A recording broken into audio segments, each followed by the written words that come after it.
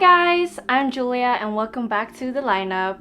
So this is the first talk video that I'm doing without Maya, and it literally feels so scary because I'm not used to sitting in front of a camera on my own, and it was like so hard to set this thing up. I don't know how you guys solo YouTubers do it, but anyways, today I thought about doing another real talk. A lot of you guys have been wondering a lot of things, especially about me going solo now. So I thought it would be very appropriate to do an episode about learning how to be independent and some topics around that. So one general question that you guys asked about is, how do I feel about Maya's decision of leaving the lineup and becoming independent? So at first, when I knew about it, since I've known about it for a year, I was scared. I was very insecure about how I would continue YouTube, or if I should even continue YouTube on my own, because there was a lot of insecurities with whether you guys would still want to watch me. That is still something I think about, and if me or the lineup would even be relevant with just one person in it, since we've always been a duo for such a long time. And it was very hard to adjust this new zone that I was thrown into, because I've always had my comfort zone with Maya. It's very convenient to have someone always around you. You always have someone to discuss ideas with. You always have someone to be with and do this with. And then when you suddenly are ripped out of that comfort zone, of course you get very insecure. So basically throughout the entire 2018, I was just trying to figure out who I was and what I wanted, like what goals I had, what I wanted to pursue, and basically figuring that out has kind of like shaped me a lot as a person. And I think learning self-care was one major part of doing that. I started saying no more because I've always been this like extrovert yes type of person. I would always make so much time for other people and never really make time for myself. Like I would never stay at home and watch series or anything like that, because I thought I would miss out on things if I made just time for myself and not go out and be with people, you know? But I think it was very important for me to start doing so. I did travel alone for the first time. I went to Portugal in September, and that was just like for a shoot, but that was my first trip ever alone, and I spent 4 entire days by myself, and it was just so nice. It was so relaxing, and I think from that I kind of managed to break down one of my fears. And obviously working with Maya, for example, we always travel together, we go to events together, and one fear was, okay, how will I transition into doing that on my own? So by traveling alone, I was like, okay, this is not scary at all. This is actually very meaningful and very healthy for you to grow as an individual, to be able to be comfortable by yourself. And of course, when Maya said that she was going to leave the channel, she encouraged me to also continue with the channel.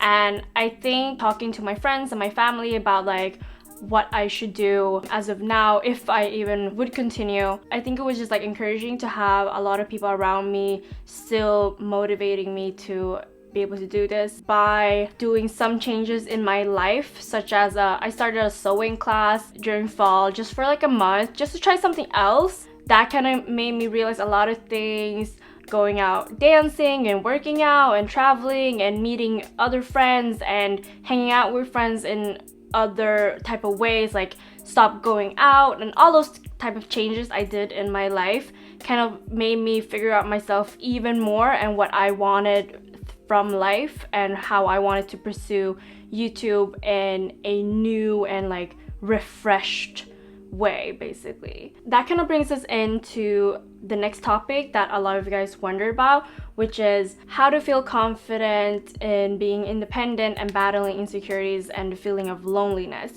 So I think a lot of people, including myself, can sometimes think that being independent means that you might be more alone or experience a feeling of loneliness and also being more insecure.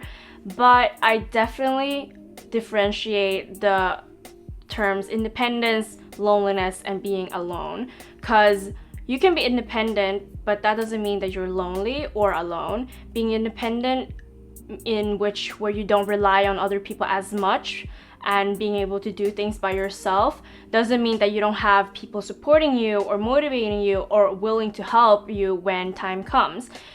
And I think I definitely know this by having my support system around me. Like, I still have my friends, I still have my family, I still have Maya that support me. So in that sense, I don't feel lonely by going independent. And I think you have to learn that being alone doesn't mean that you're lonely, vice versa. But of course, by being independent, it's also difficult because no one's gonna tell you what to do. No one's gonna sit there and wait for you to hand something in. This is something I struggle with from week to week. Like, some weeks I'm so productive and doing all my deadlines and finishing everything on time, and some other weeks I just feel like, oh no, I don't have any energy to do this, and that's completely okay. I think you just have to allow yourself to follow your routines, and it's very important to still have routines in your life although you're independent. Like, I try to get out of my house every day, and if I don't, I still try to work from home. I find it difficult to work from home because, like, you can always chill in your bed, or you can go to the kitchen, eat some food, whatever. So if you kind of like find a workspace, it could be like a cafe or another friend's house or like an office, wherever, that's very helpful in learning to become independent, that you still set up routines for yourself to still like leave your house at a certain time, to work out or whatever activities you do, to still allow yourself to have free time to tell yourself, like, okay, at these hours I'm working, and at these hours I can chill. And just setting up like goals for yourself, short-term goals and long-term goals, that's very helpful. And I also kind of feel scary now, not knowing like if this YouTube thing will still work out and if people will still watch me, or like being able to do all these like pursuing all these goals I've set up for myself. But I think it's better to know that at least I'm trying, and if it doesn't work out, it won't work out. But it's better than giving up before I even tried. So another topic of learning how to be independent that was reoccurring in the questions was handling the transition of moving out and becoming financially independent. So in case you guys didn't know, I've actually moved out from my parents' house twice. So this is the second apartment that I'm living in by myself. The first time I moved out was 2015, so when I was 19. And for me, it's never been difficult to transition for this because I've always been quite independent, even when I lived at my parents' house. Because my mom has always been very keen on me learning my own experiences, taking care of myself and the household, learning house chores, and also financially supporting the family from a very young age. So when I did live at home, I paid rent, and I did have a part-time job, and I did things to help around in the house.